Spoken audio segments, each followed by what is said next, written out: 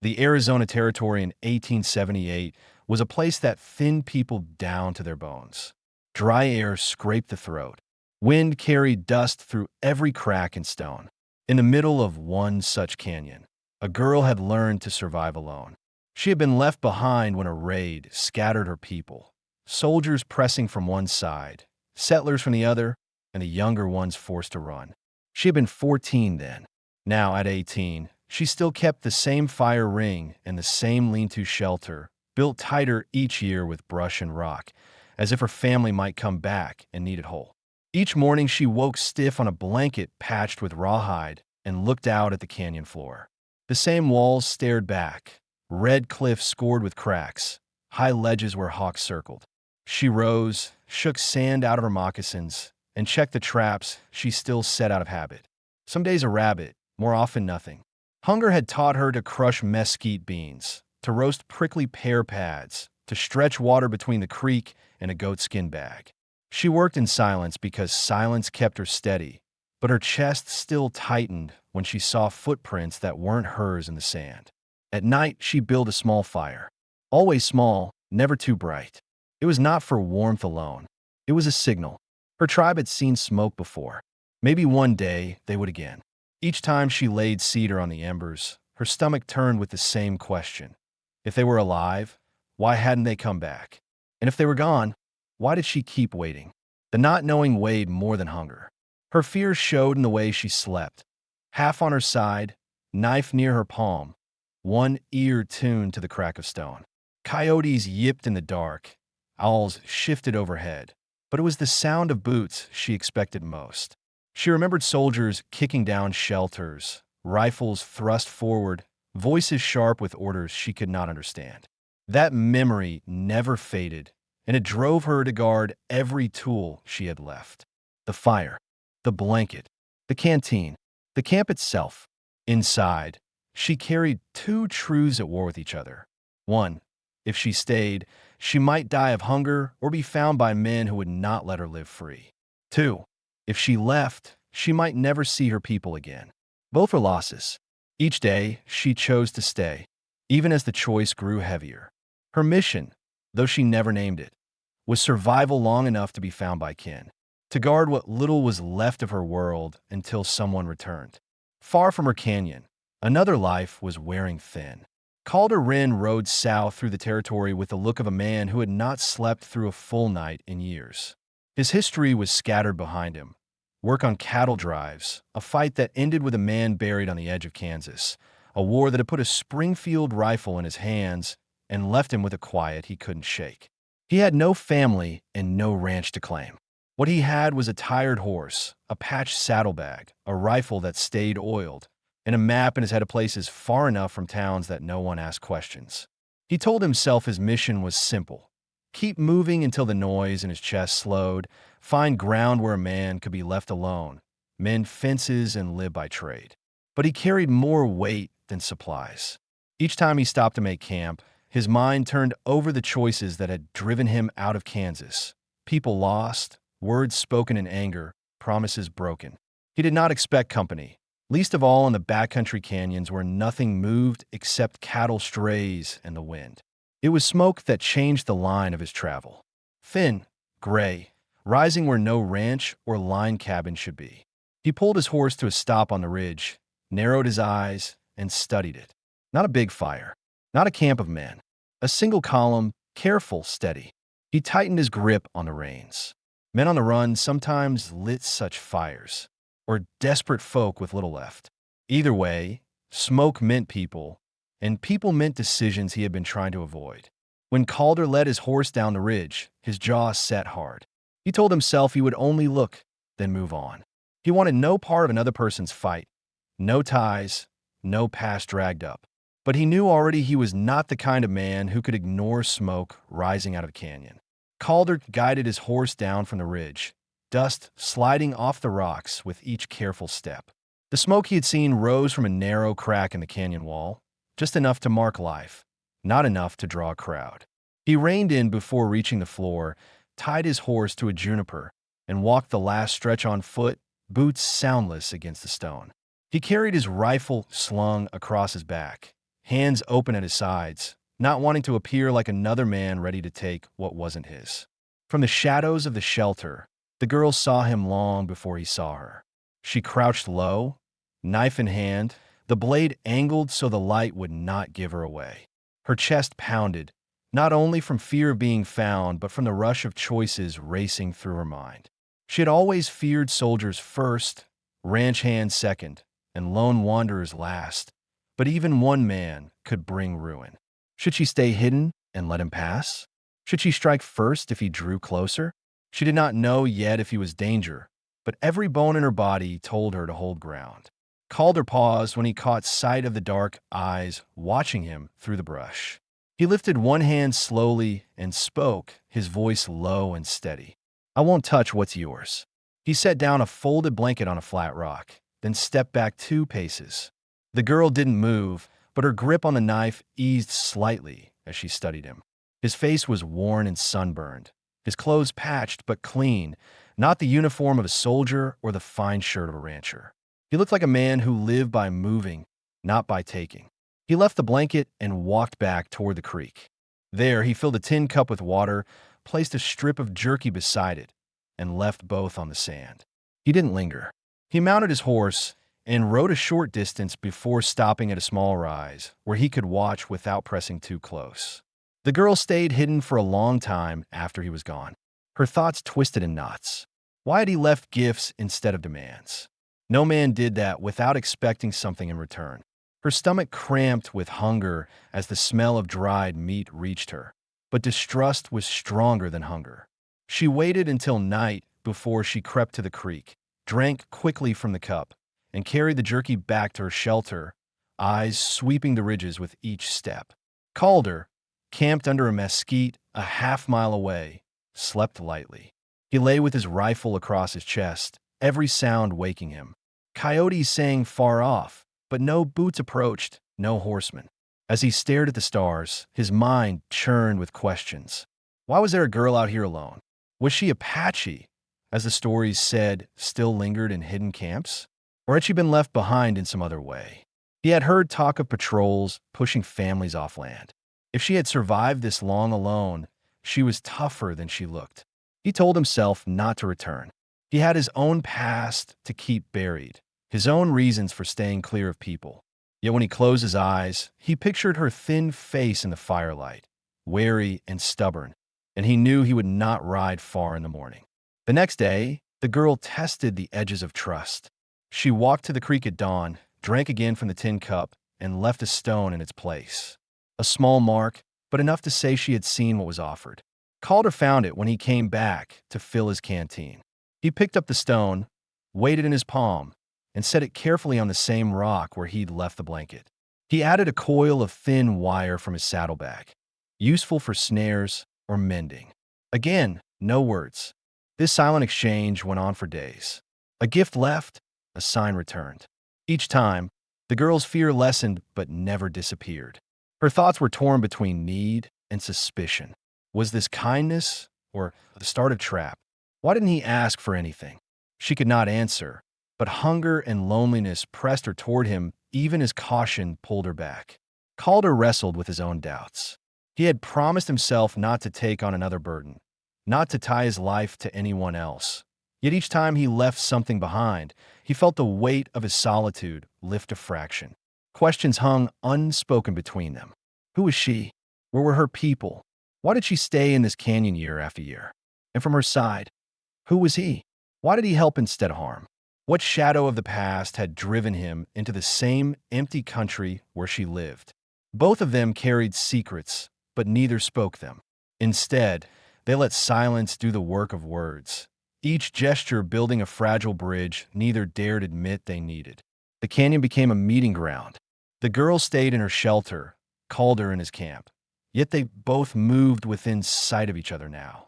She saw him mend his saddle strap, gather mesquite for firewood, and patch a fence post near the creek.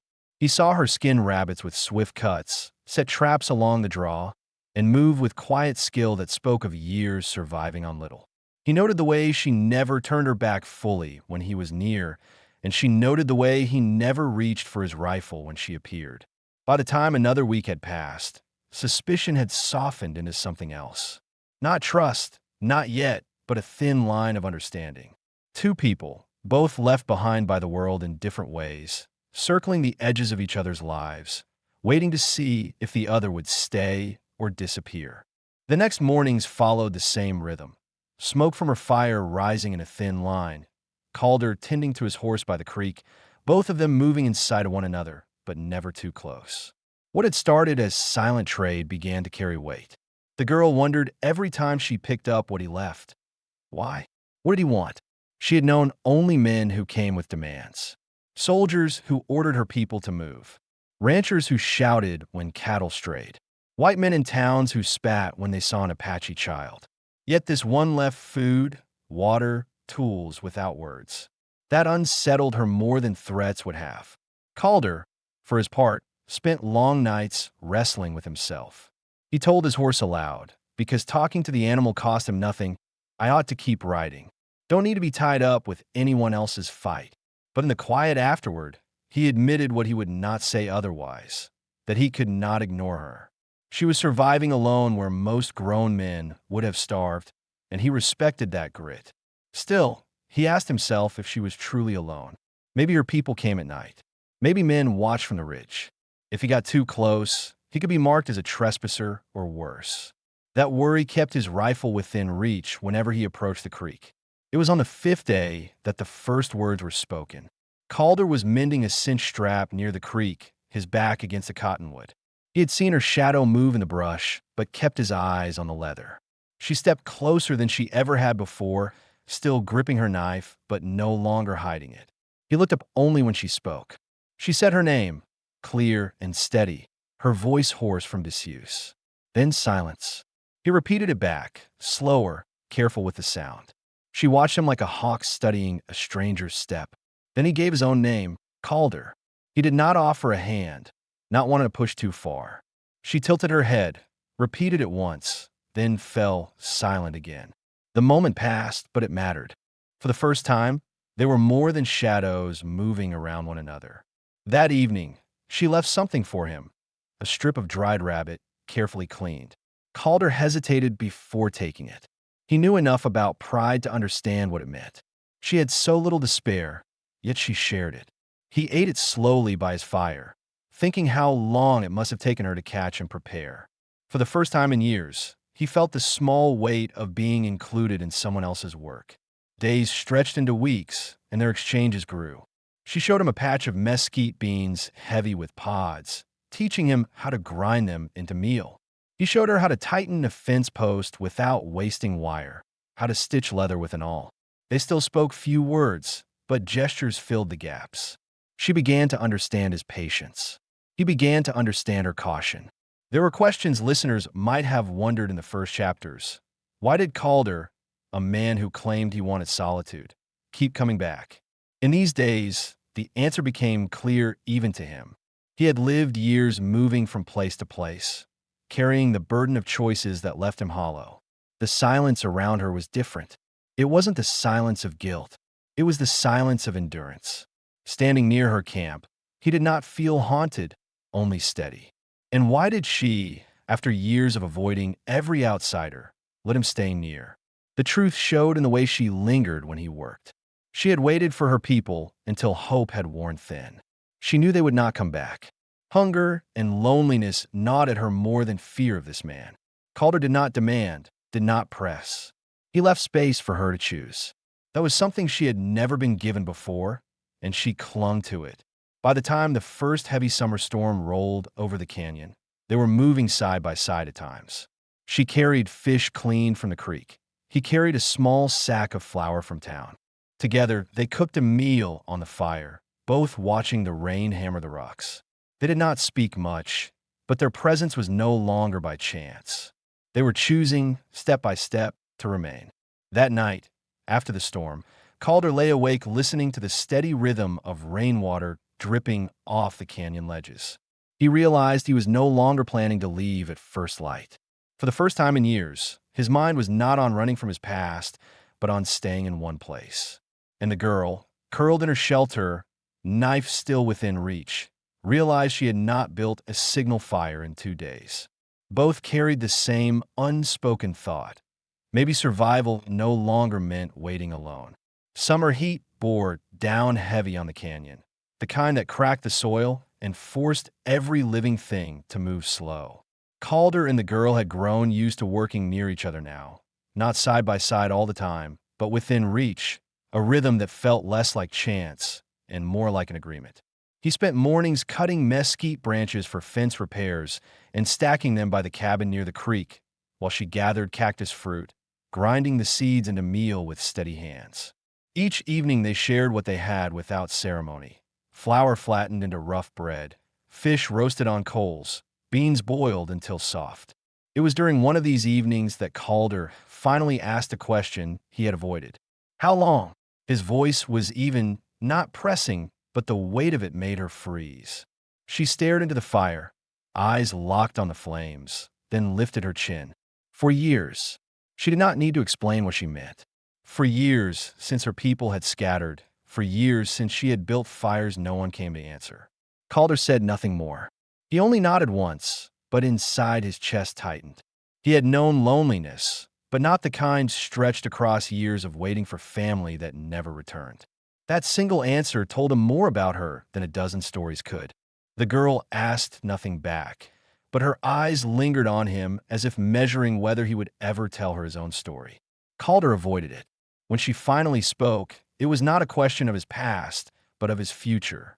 You leave soon. The words carried both fear and challenge.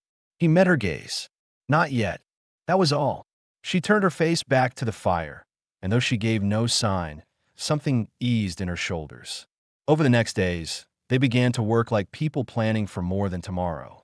Calder taught her how to use an awl to stitch a saddle strap, how to oil a rifle so it wouldn't rust in the heat, how to build a corral strong enough to keep a horse from breaking through. She showed him which plants held water when the creek ran low, how to strip cholla buds without spines catching the skin, and how to grind mesquite meal in a flour fine enough to mix with water for cakes. Yet as their bond grew, so did the questions in the minds of anyone watching from outside. Why did Calder not ride on, as he always had before? Why did the girl trust him enough to share her knowledge after years of keeping to herself? Those answers revealed themselves in small gestures. Calder left his rifle leaning against the porch instead of holding it whenever she drew near. She no longer kept her knife in her hand when they spoke. These choices told the truth clearer than words. Both of them had decided to stay, at least for now. But the canyon was not as hidden as it seemed. Late one afternoon, while Calder repaired a fence line, he spotted riders far off on the ridge. Two men moving slow, scanning the valley below. He knew the look: ranch hands or patrol, the kind sent to check water rights or search for strays. He did not call out to the girl, but that night he told her, voice low, "Others are near. You see them, you stay out of sight. Let me talk." She nodded without protest. The thought of strangers finding her after so many years tightened her chest, but Calder's calm steadied her more than she admitted. That night, storm clouds rolled in from the west. Rain pounded hard, filling the creek, beating against the roof of the cabin. She lay awake in her shelter, every crash of thunder shaking her nerves, memories of raids and running through fire flashing back sharp. Calder, sitting against the wagon wheel outside, gripped his rifle but did not raise it. He knew the storm was only weather, yet his body reacted the same as hers: alert, braced, ready for enemies that were not there. When morning came, the air smelled of wet earth. The girl walked quietly to Calder's camp, a strip of rabbit meat in her hand. She set it on his saddle without a word. He understood. She was not only thanking him, but choosing him as her ally. That gesture, simple as it was, marked a shift. It was no longer about trading out of necessity. It was about surviving together. Listeners might have wondered before, what exactly tied them beyond food and silence? Why not part ways before trouble came? Here, the answer showed itself in their actions after the storm. Both of them carried scars that made them slow to trust. Yet both had reached the point where leaving would cost more than staying. Calder needed the steadiness she brought. She needed the protection he offered. In the desert, those needs carried more weight than pride. By the end of that week, they began making decisions like people with a shared camp. Calder stacked cordwood higher against the cabin wall, telling her storms would come again. She gathered stones to line the fire pit, so the flames would not carry far in the wind. And when they ate together that evening, they sat closer than before, the silence between them no longer empty but steady, as if it belonged there. What neither of them said out loud, but both understood, was this: they had crossed the line from strangers circling each other to two people preparing for whatever would come next. And in the Arizona territory, something always came. 3 days after Calder spotted the riders on the ridge, they came down into the canyon. Dust rose behind their horses as they moved with the ease of men who had traveled the territory long enough to know which trails cut fastest through stone. There were 3 of them, 2 ranch hands in sweat-darkened shirts and 1 deputy with a brass star pinned clean on his vest. Calder saw them before they saw him. He stood from where he had been splitting wood near the cabin and laid the axe against the stump. His rifle leaned close to hand, but he kept it resting against the porch post, not raised. The girl had been kneeling near the creek, washing fish guts downstream. Calder gave a short nod in her direction. She understood at once. She vanished into the brush with the quickness of someone who had lived her whole life on alert. He waited until she was out of sight before stepping forward to meet the riders. "Afternoon," the deputy called, voice carrying authority more than warmth. He had the look of a man who liked his position: clean shirt, polished boots, pistol tied low at his hip. The ranch hands flanked him, both armed, both scanning the yard. "Heard tell there's been smoke in these parts. Big outfit. Says someone's been squatting near their water." Calder kept his tone even. "Cabin's mine. Got the deed in oilcloth if you need to see it." One of the hands snorted. "Don't look like a man with papers. Looks like a drifter with a borrowed horse." Calder didn't bite. He walked slow to the porch, picked up the oilcloth, and handed it over. The deputy unfolded it, eyes moving over the marks and signatures. He studied it longer than necessary, testing if Calder would twitch. Calder stood still, shoulders loose, eyes steady. Finally, the deputy refolded the paper and handed it back. "Seems in order, but the water runs both ways. Big ranch wants no trouble. You keep your share. Fence it right, there won't be." Calder nodded. "Fences are tight. Creek's been split fair." He gestured toward the posts he'd been mending and to the drag marks where a mountain lion had pulled a calf into the brush. "Plenty of trouble out here, without neighbors making more." The deputy's eyes narrowed, but he didn't push further. He signaled to the ranch hands, who muttered but followed when he turned his horse. They rode back up the draw, leaving dust and silence behind them. When they were gone, Calder exhaled slow. He called softly toward the brush. The girl emerged, knife still in her hand, eyes sharp. Her chest rose and fell with quick breaths. "They come back?" she asked. Calder nodded once. "Maybe, but not today." That night, the 2 of them sat by the fire in front of the cabin, tension hanging between them. She broke it first. "Why you stay? Easier to ride on." Her eyes stayed on the flames, but her voice carried a weight that demanded honesty. Calder rubbed a hand across his jaw. He thought of the years behind him: Kansas, the war, the trail of choices that had driven him west. Riding on "don't change what's behind you" just makes you lonelier. Here, he stopped himself, not sure how much to say. Finally, he added, "Here feels steady." She studied him a long time before speaking. "They think I'm not here." He met her gaze. "That's best. You let me handle them. If they know, they'll take you to the fort. Say it's for your safety. Truth is, they don't want you free." Her jaw tightened. She remembered too well what soldiers did when they found camps. But Calder's words carried no trick. He wasn't trying to control her, only warn her. For the first time, she felt not just wary around him, but shielded. Listeners might have asked earlier, what was Calder's true reason for staying? In this moment, the answer came clear, not because he needed company, but because he refused to see her drag away like cattle. And why did the girl trust him more deeply now? Because when faced with armed men, he did not expose her, did not bargain her presence for his own ease. The following days, they worked harder, faster. Calder patched the roof of the cabin, set a stronger door, and reinforced the fence line. The girl gathered more food than usual, drying rabbit meat, storing cactus pads. It was preparation not just for weather, but for the return of men who might come with more questions. One evening, while hanging strips of meat to dry, she glanced at him and asked the question that had burned inside since the first day. "You killed before?"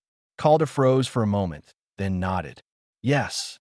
His voice was steady, stripped of excuse. "War, then after." Not proud of it.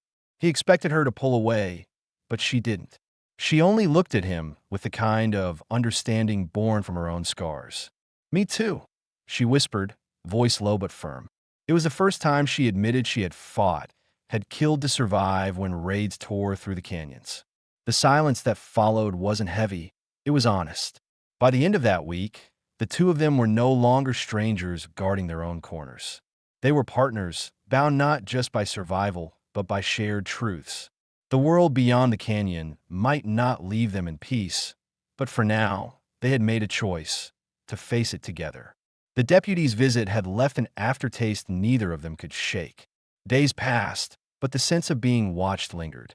Calder worked harder on the cabin, cutting new rails and laying them thick across the corral, while the girl spent long hours collecting mesquite beans and cactus pads, her eyes always lifting to the ridges as if expecting riders to appear. They were living the same as before, but now every task carried the weight of preparation. Late one afternoon, dust rose again on the horizon. This time, 4 riders came, not 3. 2 were the same ranch hands. One was a new man with a scar on his jaw, and the 4th was the deputy. They rode straight to the cabin, the confidence of men who believed the land was theirs to command. Calder met them in front of the porch, rifle in plain sight, but not in his hands. "Still here," the deputy said, his tone half a challenge. "I've had word there's been movement near this creek. Not just you." His eyes scanned the brush. Calder's jaw tightened, but his voice stayed calm. "Cabin's mine. I've kept the fences. Water's split fair. If you're hearing otherwise, it isn't from me." He pulled out the deed again, placing it in the deputy's hand. The deputy unfolded it, glanced at the markings, then looked Calder square in the eye. "This proves you. Doesn't prove who else is living here." The girl stayed hidden just inside the cabin, clutching her knife, listening to every word. Fear twisted her stomach, but she forced herself not to move. Calder, steady as stone, answered before silence gave her away. "There is someone else," he said, voice even. The deputy raised a brow, waiting. Calder continued. "My kin. She's family now. You'll see her if I say so. Not before." The words caught the girl off guard. Family. No one had called her that in years. She froze, listening as her heart hammered. The deputy narrowed his eyes. "Family, huh? Best I write her name down. If patrols come through, they'll ask." Calder stepped closer, his hand resting near his belt, but not on his pistol. "Write her as mine. That'll be enough." He didn't blink. The silence stretched until the deputy finally nodded. "Fine, but if she steps out and I see different, that'll be on you." He folded the deed and handed it back, then turned his horse. The men followed, muttering, but none pressed further. When the dust settled, Calder went inside the cabin. The girl stood there, knife still tight in her hand. Her eyes searched his face. "Why you say that?" she asked, voice low. "Because it's the only way they'll leave you be," he said. "Family's the one thing they don't tear apart on paper." She studied him long, then lowered the knife. The word echoed in her head, heavier than anything else he had given her. For years, she had waited for her people. Now, with one sentence, Calder had drawn her into something new. Listeners might have asked before, why hadn't she claimed him or any other outsider as protection earlier? The answer revealed itself in her reaction. Trust was not something she had given away lightly. She had survived alone because every promise before had been broken. But Calder hadn't asked her permission to protect her. He had declared it in front of men who could have ruined them both. That act said more than any vow. Later that night, they shared a meal of beans and bread. The air was heavy with unspoken things. Finally, she asked, "You afraid they come back?" Calder stirred the pot with the handle of his knife. "They will. Men like that don't let go. But we'll be ready." She thought on his words. She had spent years living day by day, waiting for something that never came. For the first time, she began a plan beyond tomorrow. She looked around the cabin, at the roof patched tight, the fence lines, the wood stacked by the wall. Survival no longer meant hiding alone. It meant holding ground together. The next morning, Calder saddled his horse. "I'll ride into town," he told her. "Bring back flour, wire, cartridges, anything we might need." She wanted to protest. Fear of him not returning gnawed at her, but she forced herself to nod. "You come back?" she asked, her voice sharp with more urgency than she meant. Calder met her eyes. "Always." Then he rode out, his figure shrinking against the bright desert horizon. She stood in the doorway long after he was gone, knife at her hip, watching the line of dust fade. For years, she had been waiting for her tribe to return. Now, for the first time, she was waiting for someone else, and she knew he would. Calder returned from town 3 days later, his horse weighed with sacks of flour, a coil of wire, coffee, and a box of cartridges. The girl was waiting at the edge of the cabin yard when he rode in. She did not run to meet him, but her eyes fixed on him with the kind of focus that left no doubt she had counted each day, each hour. He swung down from the saddle, handed her a bundle of coarse cloth he had traded for, and said simply, "Thought you could use this." She took it without a word, though her hand lingered on the cloth longer than needed. They set to work in the days that followed, not as two people circling each other, but as a pair building something that belonged to both.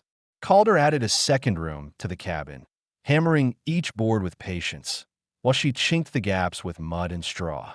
She stitched the cloth into a dress, her fingers steady, and when she wore it for the first time, Calder paused in the doorway and gave a quiet nod that carried more meaning than any compliment. The ranch hands never returned, but word traveled fast in the territory. One evening, a different patrol passed by. They slowed when they saw the cabin, the neat fence lines, the smoke curling from the chimney. Calder stepped out to meet them, and this time he did not wait for questions. He introduced the girl by name and as his family. The deputy wrote it in his ledger without trouble. "Family's family," he said, and moved on. For the first time in years, she was not hidden, not prey.